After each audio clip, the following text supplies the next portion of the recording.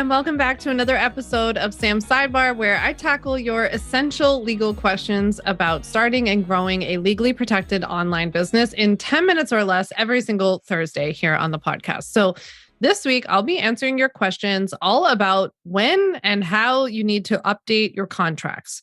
So here's the question that I got from a listener. How often do you need to update your contract, and when do you need a client to sign a new contract? This is actually a question that I get so often, so I'm really excited to dive in today. You need to update your client and program contracts during a couple of different instances. The first one is my favorite one. That's when, number one, you learn a lesson, which I hope you learn often because it means you're paying attention and you're updating, right? So as I always tell my customers, when something bad, quote unquote bad, happens in your business, like a client doesn't pay you or they quit on you like 1 month into a 3-month contract, that sucks and it's a learning opportunity.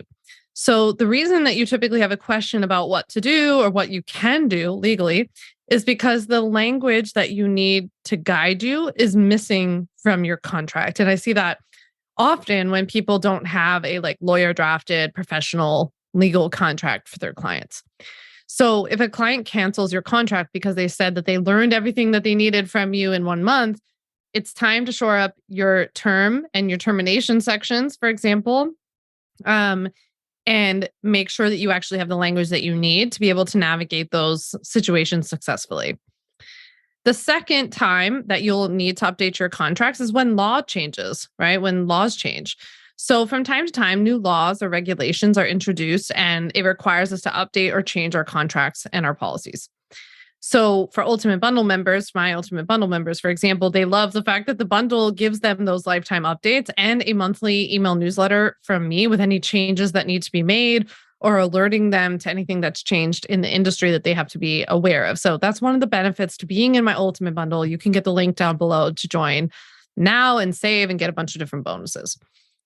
The third time that you ever need to update your contracts is during what I call quarterly checkups. So whether or not you learn a hard business lesson or whatever, a good practice in general is just to set a quarterly reminder for yourself using your favorite productivity tool. Like I use Asana, to have once per quarter to check in and see if there is anything that you need to update in your contracts or your website policies or anything else, because you might have just forgotten. So maybe set one for January 15th, April 15th, July 15th, and October 15th.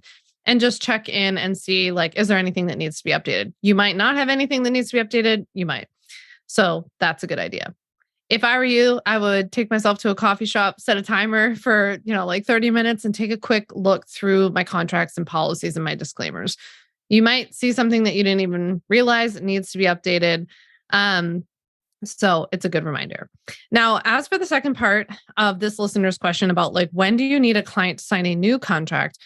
I typically say that anytime your contract changes and the client is re-upping with you, so if you've changed some term of your contract, you used to allow refunds and now there is no refund, or you changed the termination clause or whatever, you would just, and obviously if you change the price, you would have them sign a new contract the next time. So if at the end of the 3-month term, they say, I want to re-up with you, you just say, great, I have a new contract. I'll send it over to you, review and sign it and get it back to me. So that's that. You would also tell your client to review the entire contract and sign instead of telling them, as tempting as it is. This is just a little extra tip. Instead of saying I only changed this or I only changed that, so just go ahead and sign it. You just want to say, can you review the entire contract or just review the contract? Leave it really plain and general. You just don't want to make it seem so simple in case you did change something else and you don't remember. That's the best way to go about it. So if you feel like you're always in the dark about how and when to handle legal issues in your online business, you can download my free 5 steps to a legally legit online business checklist. It'll give you my step-by-step approach to the essential legal things you can tackle at any stage in business. Plus, you'll automatically be added to my email list, so you get my twice weekly legal tips straight to your inbox, including Q&As. People really love those. So if you don't need the legal checklist or you don't want to get any more marketing emails, but you want to get my weekly stuff, make sure you just click the easy emails link below and you'll get added to my email list without going through any sort of marketing funnel. So Thank you so much for listening. I'll drop all the resources that I mentioned below. If this episode was helpful, go ahead and send it to a friend. And thank you so much for listening. I'll see you next week. Thanks so much for listening to the On Your Terms podcast. Make sure to follow on Apple Podcasts, Spotify, or wherever you like to listen to podcasts. You can also check out all of our podcast episodes, show notes, links, and more at samvanderwielen.com/podcast. You can learn more about legally protecting your business and take my free legal workshop, 5 Steps to Legally Protect and Grow Your Online Business at samvanderwielen.com. And to stay connected and follow along, follow me on Instagram at samvanderwielen and send me a DM to say hi.